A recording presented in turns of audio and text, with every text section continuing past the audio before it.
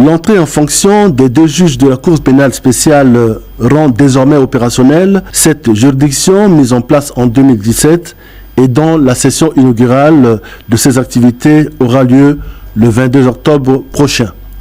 Il s'agit de Adélaïde Dombélé, juge international de nationalité burkinabé en charge de l'instruction, et Michel Landry Luanga, magistrat hors hiérarchie, juge national en charge de l'accusation. Avant de les renvoyer dans l'exercice de leurs fonctions, le chef de l'État, Faustin Archange Touadéra, président de la séance, a donné la parole au procureur général près la Cour de cassation, Léon Dimpi, pour son réquisitoire qui a mis en exergue l'impunité zéro, prônée par le président de la République, dynamique sur laquelle s'appuie la magistrature centrafricaine pour appliquer la justice. Aussi, il a attiré l'attention des hommes en armes de déposer les armes et cesser toute hostilité puisque la Cour pénale spéciale doit résolument statuer sur les crimes de guerre, les crimes de génocide et les crimes contre l'humanité.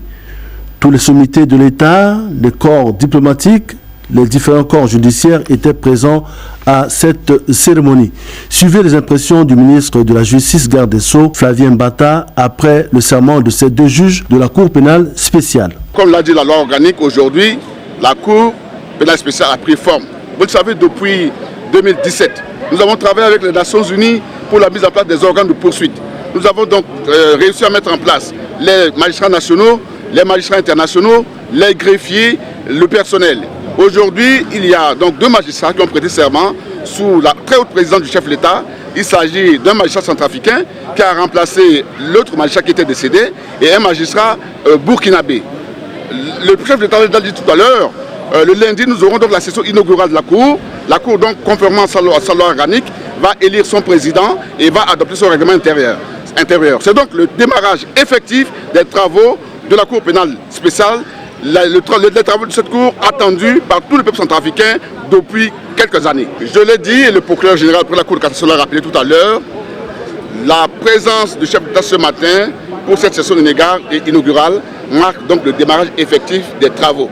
C'est l'heure qui est donc demandée, c'est la possibilité de demander donc tous les centrafricains du nord, de l'ouest, du sud à l'est, de donc venir auprès de la Cour déposer les plaintes pour tous les crimes dont ils ont été victimes.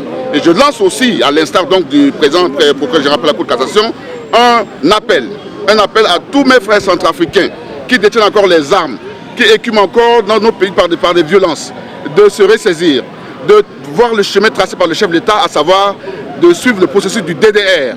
Parce que le procureur général l'a dit, ces crimes sont imprescriptibles. C'est-à-dire qu'aujourd'hui, tu commets un crime contre l'humanité, tu vas être poursuivi toute ta vie.